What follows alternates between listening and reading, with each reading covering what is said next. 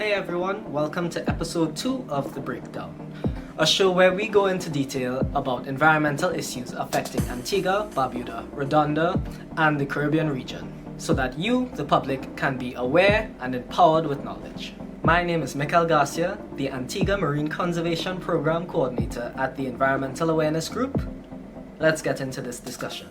Today, we're pleased to have Nicole Leotaud, the Executive Director of the Caribbean Natural Resource Institute, CANARI. Hi, Michael. It's fantastic to be here chatting with you. Thanks for having me. Yep, it's a wonderful discussion I'm sure that we're going to have. Can you start by giving an introduction of yourself and your role at CANARI?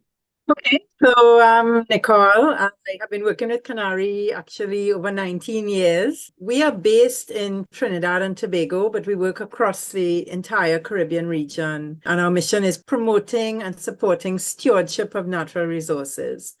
So what that looks like is we do a lot of work on things like climate change, sustainable livelihoods, community green businesses, protecting biodiversity and ecosystems. And we do a lot of work collaborating with and supporting civil society partners like EAG. We've been working together for many years. So it's great to be sitting talking with you today. And it's great to have you here again. So I'd just like to start that a big event coming up for the Caribbean and for islands around the world is the SIDS4 conference. So I think for this breakdown, we want to do a lot of talk about what are SIDS. Small island developing states, or SIDS, are found in the Caribbean region as well as the Pacific, and then the Atlantic, Indian Ocean, and South China Sea, so the AIS region. So it's three big regions that have SIDS, these small island developing states. And in the Caribbean, we all know all the many islands, but also Belize, Suriname, and Guyana are also classified as SIDS because they have these very vulnerable low-lying coastlines. They have a lot of characteristics like islands. So actually, it was agreed decades ago that these small island developing states are special in terms of our sustainable development needs, especially because we're particularly vulnerable being islands and having all the challenges of being islands. So SIDS is a group that's recognized around the world as having special sustainable development needs and therefore needing special support for sustainable development. Fourth International Conference on SIDS. These conferences happen every 10 years. So the first one was in Barbados in 1994. The second one was in Mauritius in 2004. The third one was in Samoa in 2014. And now 2024, the fourth international conference in SIDS, or SIDS4, is in Antigua and Barbuda. So the Caribbean is hosting. We're very excited. And every 10 years, governments of SIDS, stakeholders of SIDS, private sector, civil society get together along with their international partners to talk about sustainable development in SIDS and to develop a plan of action, a strategy with priorities for sustainable development in SIDS over the next 10 years, and how we're all going to collaborate to address those priorities. So that's what's going to happen at SIDS4 in Antigua and Barbuda. That is a really amazing introduction into what SIDS are and into what this upcoming SIDS4 conference is going to be about. I'd like you to more specifically talk about the importance of this SIDS4 conference and what it means for the Caribbean region as a whole. I think the Caribbean is very proud to be host of it, and Antigua and Barbuda in particular is very proud to be host of the conference. It's a big responsibility. And I think for the Caribbean, it's always important that we get our sustainable development issues heard at the global level. And so governments from the Caribbean, but also the other regions, have been working for months to negotiate the document. There'll be a final document, which is launched at SIDS4 conference, and it's called the Antigua and Barbuda Agenda for SIDS. The document is named after the host country. So the last one, for example, was the Samoa pathway. And so what the Caribbean tried to do is, with all the other SIDS, get their priorities into the document. So for example, addressing climate change is of course a huge priority for the Caribbean and is one of the things featured in the document. But I think, if we reflect, that is a politically negotiated document, and a lot of that work happened at the UN in New York and was a very complex thing with the negotiators and so on. And what is important for me is that Caribbean citizens feel connected to this discussion on sustainable development in the Caribbean and other SIDS. And so civil society, for example, has been trying to have a voice in the process and to get our input into that document.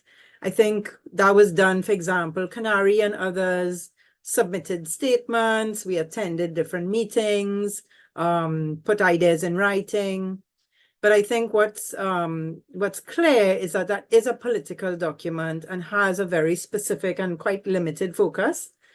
So it doesn't mean to say, I think what will happen at SIDS4, the conference, the event, is going to bring together not only government and folks and intergovernmental agencies and international agencies, it's going to bring together private sector and civil society.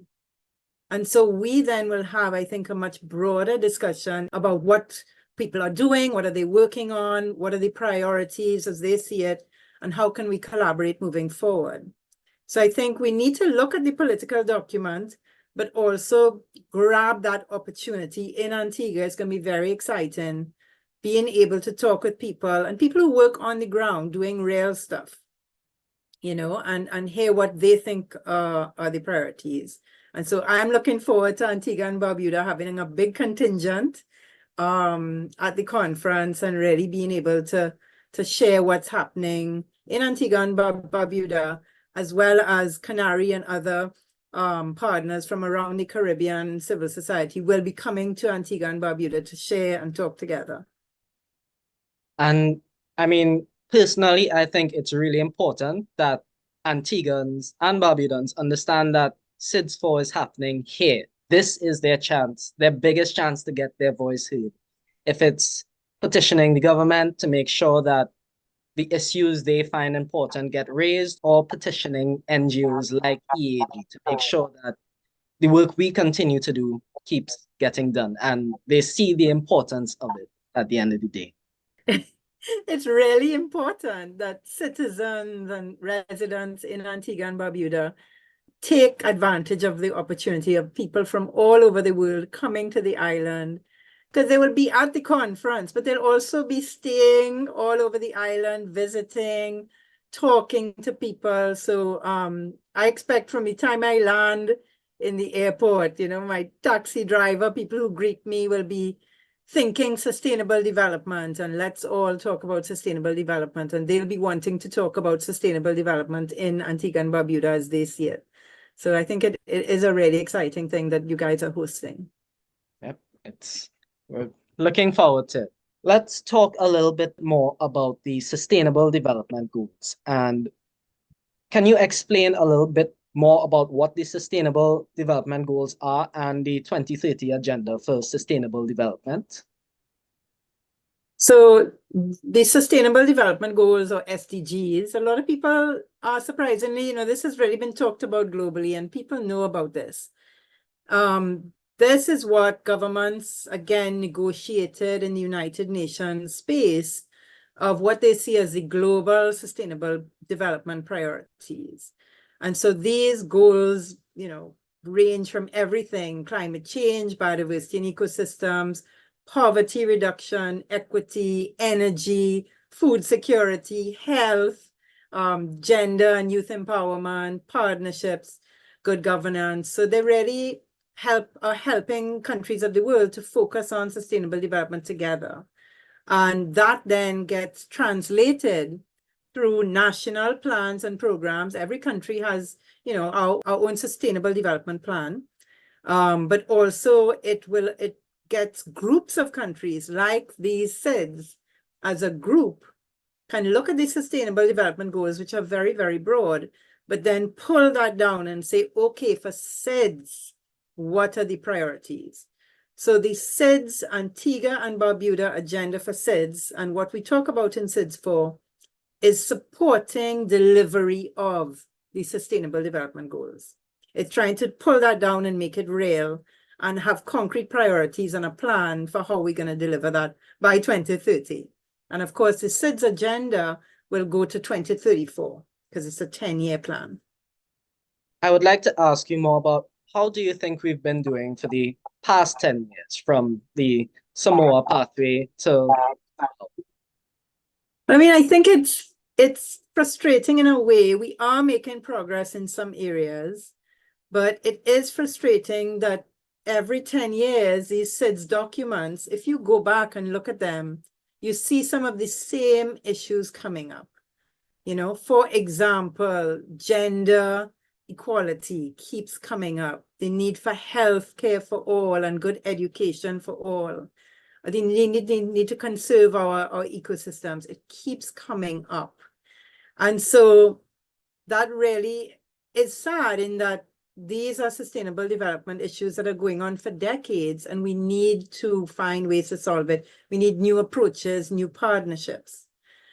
So preparing for SIDS4, I mean, CANARI was really wanting to find out what Caribbean civil society thought about sustainable development. You know, what do we think from a civil society perspective outside of government? What do we think are the priorities? And so we facilitated dialogues with Caribbean civil society from all around the region and asked them what the priorities were. And we came up with a little paper called The Caribbean We Want. And so it really is expressing what we in Caribbean civil society think are the priorities. And it came up with some recommendations. And so I'll read out the 4 recommendations for you where civil society feels these are priorities. First recommendation, 1, sustainable development will be delivered through optimizing the contribution of civil society through strong, mutually beneficial partnerships. So what does that mean? It means that organizations like EAG are delivering sustainable development on the ground. You're doing it. And therefore, governments and other partners should leverage that, should develop partnerships with EAG and other civil society organizations to help deliver sustainable development. That way it only makes sense. Civil society has expertise, it has resources, it's doing work. So pull them in and develop partnerships to be more effective. The second recommendation, promote and support locally owned environmental and social enterprises. So a lot of the agenda, the priorities are about resilient economic development. But what does that mean? You know, that's floating at a level well above where many people experience their lives. And we believe that locally driven economic development and real economic opportunities for people and real poverty alleviation on the ground means supporting local businesses, and especially the kinds of businesses that are doing green stuff and social stuff. So for example, businesses that are doing renewable energy work, that's fantastic. For example, community businesses that are doing nature-based tourism, that is protecting the very environment that they're using for their business. So it's about really supporting that small micro business sector for economic development. Economic development is not about large foreign firms making money and the gap between the rich and the poor only getting wider. So we need to rethink economic development. The third thing is incorporating environmental, social, climate, and gender justice at all levels of governance. So let's take climate, for example. Climate change is a big focus for SIDS4. It's a big focus in the Antigua and Barbuda agenda for SIDS. But we need to think about not just the technical stuff and what happens between governments at that level and big private companies that beyond our control. Climate change for Caribbean people means justice. It means how are vulnerable coastal communities being impacted by climate change, and how can they be helped? How can their needs be helped? how can vulnerable resource users, so for example, small-scale fisher folk, how are their livelihoods going to be affected by climate change? How are farmers going to be affected? How are women and girls affected, for example, when there's a hurricane and they have to go to a shelter? Are their needs properly considered? Do they feel safe? Are they exposed to gender-based violence? So that idea of justice and equity is an important thing that we need to be thinking about in sustainable development. The fourth area is pursuing only development and disaster mitigation options that are in harmony with nature and aligned to social development objectives. So for example, the Caribbean is the most tourism dependent region in the world. Antigua and Barbuda has almost 50% of its GDP. You know, the numbers vary, but dependent on the tourism sector.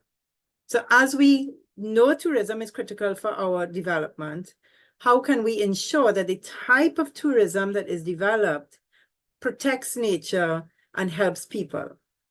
You know, does it make sense to keep investing, for example, in big mega resorts? Or how can we support smaller businesses, eco businesses? How can we ensure that even when there is a business, that local people can participate, not just in low-level jobs, but actually small businesses are involved in the sector? So it's really rethinking things like that. How can we ensure the tourism sector does not harm the environment? It actually helps to protect nature. So those are some of the big messages, you know, we come into SIDS with in the Caribbean we want is the name of the document. These are recommendations that Caribbean civil society is calling on governments to implement as part of sustainable development over the next 10 years. So CANARI is asking Caribbean civil society, other stakeholders to sign on and endorse the Caribbean we want. If you agree, you can check out the link that EAG will post, but we really want to invite people to join CANARI and other partners in calling on governments and international partners to listen to our recommendations, to take them seriously as part of sustainable development for the next 10 years. Thank you very much. So I understand that the SIDS4 is a lot about higher level conversations between government bodies all over the world. So how do civil society organizations like the EAG, or CANARI, how do they actively get involved in the process? That's a great question. So under the official program, yes, I think it'll be very formal, structured. There are things called dialogues that will be very high-level events, hearing from governments and other experts. But one opportunity is through side events. And there's 175, my last count, of side events that civil society, international organizations, governments, private sector as well as in some, will be hosting to actually dig deep on specific topics. And so civil society at the event, I think, should be attending side events that they're interested in, learning more, sharing their work, and building partnerships with others who are there. I think that's important. But one thing that CANARI and EAG are actually collaborating on, I'm very proud, we are co-hosting a Caribbean Civil Society Summit that we're going to hold before SIDS4 to gather a group of Caribbean civil society, not only from Antigua and Barbuda, but from around the Caribbean. And we can sit together and really strategize how we can work together, collaborate to influence the conference, to build partnerships, and really position ourselves so that when everybody packs up and leaves Antigua, civil society is recognized as a strong partner, delivering fantastic work for sustainable development. And we have some work going ahead and new partnerships and new relationships, and people know about what we are doing and what we think is important. So that pre-conference Caribbean Civil Society Summit will help us work together, and then we'll be let loose in the conference to participate in the program, the side events, and have different meetings with people and really start a network.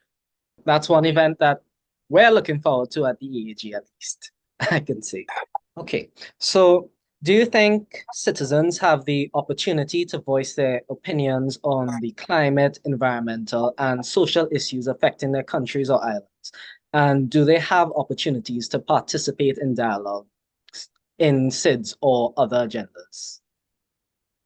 Well, one important way citizens participate is actually through civil society organizations. So civil society is a very big group, and it includes, non-profit organizations, academia and research institutions.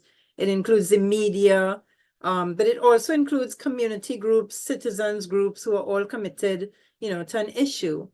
And so this is where civil society and civil society organizations can register to participate. You have to be accredited. It's a United Nations meeting. So you can't just show up, you have to go through that registration. And I know EAG is assisting with that. CANARI is assisting. But civil society, one of the important things we do, one of the important roles we play is taking issues from citizens, and I would say especially vulnerable and marginalized people, and taking those issues and helping to amplify those voices. So we're hoping that citizens can reach out to different civil society organizations. And also, I think the media obviously plays a huge role. And I really like to see, the talk shows are very popular in the Caribbean, whether it's on television or whether it's on radio or whether podcasts or the online tools. And those are ways for citizens to directly give their opinion. And I think it's really important. And people need to take advantage of it and not be afraid. And I know there's going to be lots of not only local media, but international media at SIDS4.